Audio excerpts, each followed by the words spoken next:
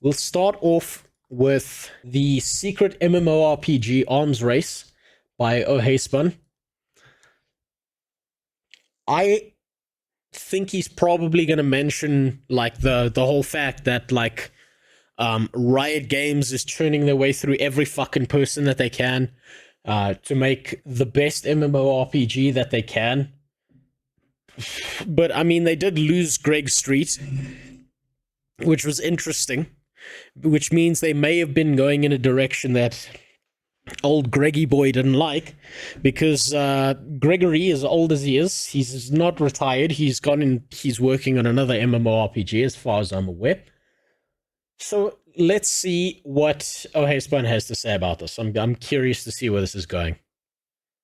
Every year, MMO creators, myself included, make the same boring lists. Which MMOs can you play in 2023? Top 10. Disgusting. How dare they? Horrible, horrifying. How dare we make that list every single year? Except me, I made the other list. I said, these are the ones you don't want to play. And most exciting upcoming MMOs. Every year, we have the same lists with the same boring games. But what if I told you there were 3 highly promising MMOs duking it out behind the scenes in somewhat of an MMORPG nuclear race? These 3 MMORPGs that would be duking it out behind the scenes. These can't be MMOs that have already released. Because most of the ones that have been like released are complete dog shit. So let's see what 3 he might be thinking about. My prediction is obviously it's the Riot MMO because of his title. Probably Blizzard with World of Warcraft, because they're trying to drag that game back from the dead, because, you know, they've been losing subscriber numbers and Dragonflight was enough to stabilize a lot of their problems, but it wasn't enough to fix it. So if the next expansion's good, it'll bring people back. And the 3rd one, Ashes of Creation. Take a long shot. Let's see what he has to say. These games are headed and funded by some of the largest names in gaming, and in their words, are working to provide a generational leap in the genre that will satisfy old fans and newcomers alike. One of these games, well, details are limited, may be no surprise to you, especially if you are the Giga Chad I know you are and have already hit that subscribe button. The other 2, though, may be a Riot bit of a surprise, MMO. actually. But before we start with the list, make sure you leave a comment down below letting me know which MMOs, or even any games really, you're the most excited for the future, and let's see if it ends up on the list. First off, and no stranger to this channel, is the Riot Games MMORPG. Who could have foreseen it coming? Who could have seen it coming? With that title, who would have ever thought he was about to mention Riot? I mean, god damn, no one saw that one coming. Jesus. Set in the massive world of Runeterra. Potentially the furthest in development on this list, the Riot Games MMORPG was initially announced back in December of 2020. Funded and it'll be developed by Riot Games. It has been stated that it'll be released in the year 20,020 at this rate. We're going to be dead before this game releases. the game itself has unlimited funding and that it won't be canceled from a lack of funds, but instead because the game is not fun. Based on job postings and Twitter leaks, we can speculate that the Riot MMO will feature cutting-edge action combat, PvE dungeons and raiding, competitive PvP, and will be available to be explored on numerous gaming devices. With its insanely stacked team of developers and designers, as well as its seemingly infinite bank account, I think the Riot MMO will more than likely be the top competitor. Please God, tell me that they won't develop this game for mobile. That's all I want. All I want is them to not develop this game for a fucking mobile device. That's all. Because if they start fucking doing that, then it's gonna go downhill into the pay-to-win section real fucking quickly. It's gonna be the same as Throne and Liberty, where everyone's gonna be like, oh, the game's amazing, and then they play it and they're like, this is dog shit. That's what's coming.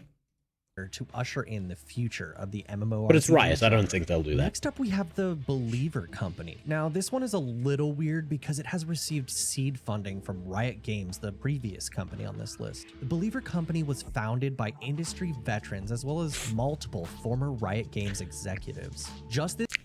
Believer. I've never in my life heard of Believer. What the fuck is this? This year, they secured $55 million in Series A financing to begin work building a world-class team to deliver the next-generation open-world game anchored by an original IP, stories where player choices matter, and gameplay systems that bring Ilgi. Oh, that's because you haven't you don't know the deep inner workings of League, but there is pay to win in League. Right? It's very small. It's not on purpose, but it's there, right? So if you've here, let me give you an example of what I mean when I say that. If you play Blitzcrank, there is like an Apple iStore skin for Blitzcrank that makes him look like he comes straight out of Steve Jobs' asshole, right? I think it's called iBlitzcrank. The iBlitzcrank skin has a bigger hitbox with his Q ability, his grab, than with every other skin. Meaning that if you use that skin, you're more likely to hit your opponents. There's also one for Ashe, something to do with her arrow having a wider hitbox. I don't know what skin that is though. And there's a few others. Which is, it's fucking wild that exists. I don't think it's on purpose, and I think it's because Riot is some wacky spaghetti code when it comes to League. So yeah. It does have pay to win, but it's not like intentional. It's like kind of there.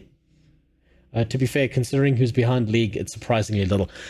To be honest, it's shockingly little how little pay to win there is in League, but I think because of the type of game that a MOBA is, if they tried to make it pay to win, people would just not fucking play it, because why the fuck would you play a MOBA if it meant that, you know, your opponent was starting with 5 items and you was just starting with none because he paid a $5 monthly sub fee?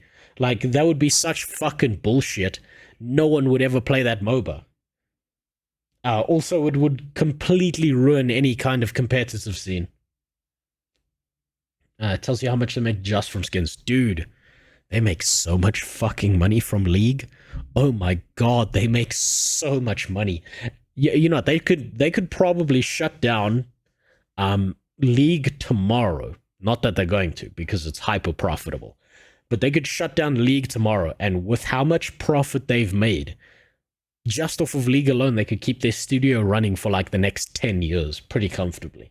It's insane how much people spend on League.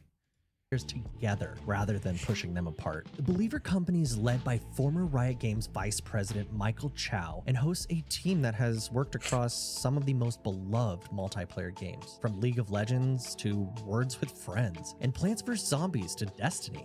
I thought I recognized him. About the game they are currently working on, but what I could find given their current job descriptions is that they are deep in development, working on their flagship title that will boast a deep and immersive science fantasy universe, of which in the long term they plan to extend into comics, shorts, film, television, and even music. On their website, they state, okay, so they're going for like a holistic world thing, where if they're going to be doing like comics and films and shit like that, that sci-fi game's got to have deep fucking lore.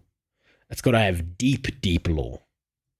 Are unafraid to take risks. It's the fastest selling Blizzard game ever. I'm not surprised. It's a good game. Games, but worlds, it feels good. They can play and share with the people they care about and build communities around. Worlds pillared by music, television, and sport, and brought to life by technology and techniques at the bleeding edge of our crafts. Personally, I'm really excited to see what the Believer company whips up in the upcoming years, and I will be making much more content. I'm a massive pessimist, so when he says all of that about this Believer company, I'll see it. I'll believe it when I see it. content regarding their projects in the near future. Last on today's list, we have another almost Riot-related MMORPG project. As many of you may remember, back in March, I thought you would talk about as the VP and EP Ashes. of the Riot Games Guess not. MMORPG to instead pursue his own interests in gaming, as well as create his own new remote studio. While currently unnamed at the time of making this video, this fully remote studio has garnered a massive amount of support from the industry itself, as well as the player base of previous titles that Greg Street has worked on. Pulling from these previous games, Greg was able... I wonder what happened. I wonder what happened between him and Riot that he quit and said, fuck you guys, I'm gonna go make my own MMORPG and they'll have blackjack and hookers. I am so curious as to what happened that made him decide, I'm right the fuck out of here. Am I the only one who thinks this motherfucker looks like an old Tyler White? I don't see it. I don't see it. Hold on.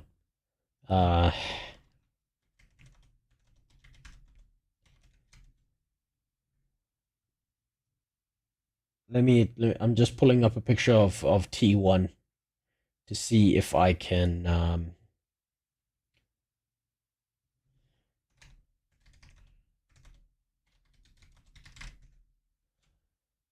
let's see.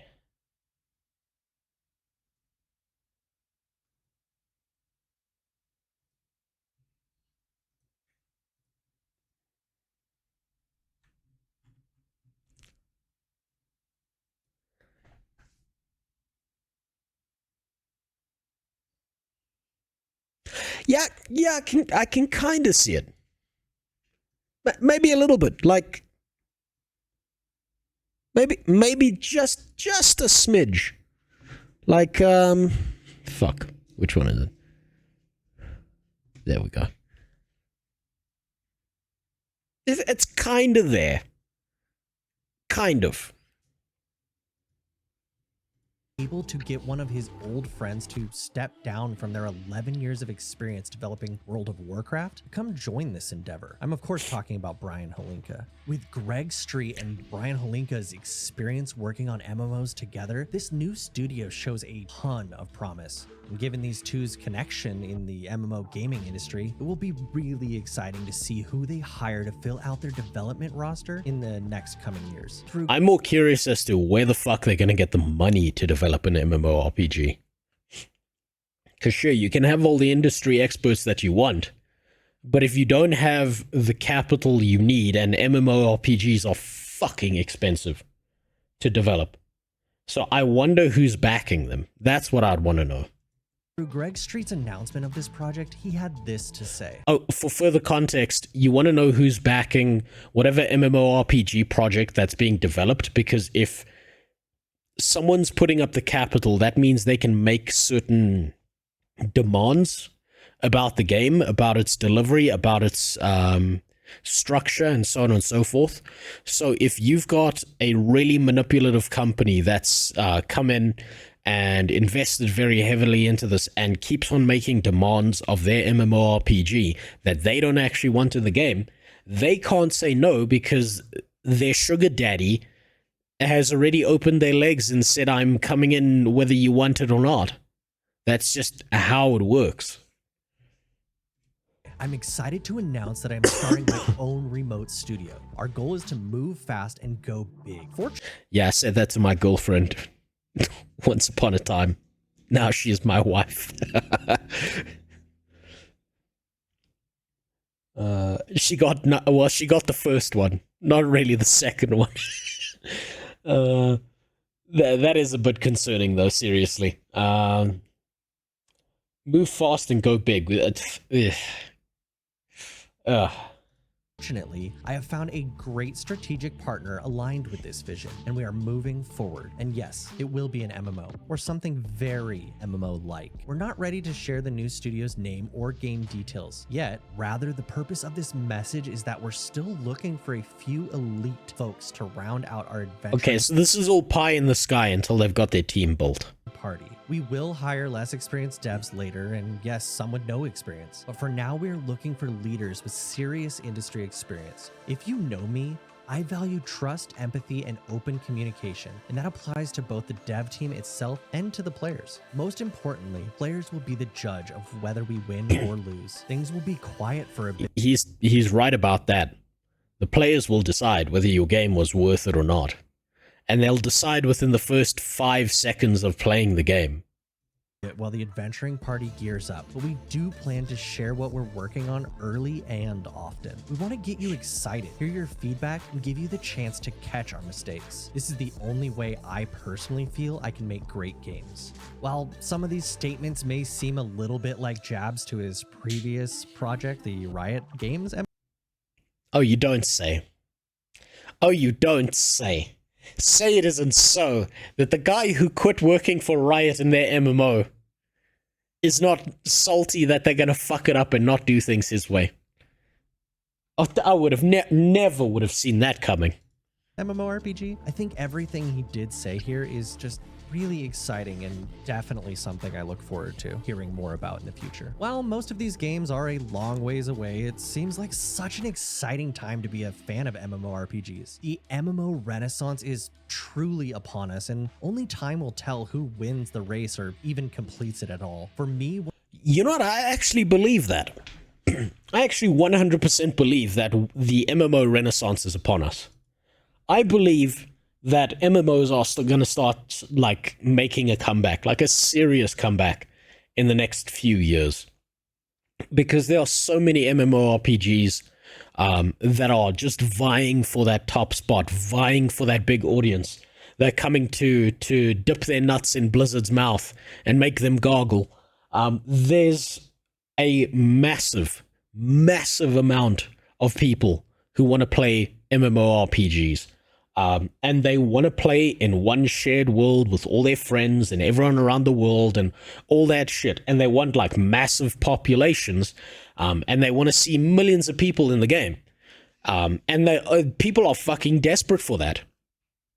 One of the most interesting things about this is that seemingly all of these projects are led by ex-rioters looking to build the next massive and immersive worlds where the players come first. And that's where I turn it over to you guys. Which games are you the most excited for? Personally, I know, at least if I live long enough to see them all, I plan to play each and every one of them. As always, thank you so much for making it this far in another one of my videos.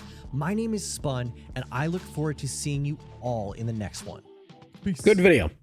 Very good video. Went down turns that I didn't expect it to. It went down a lot of different alleys that I didn't see coming. So yeah, well done to him. I genuinely expected him to go down the stock standard path of saying Blizzard Ashes of Creation, Riot MMO, and then just leaving it there. But he had some pretty interesting things that I didn't even know about there.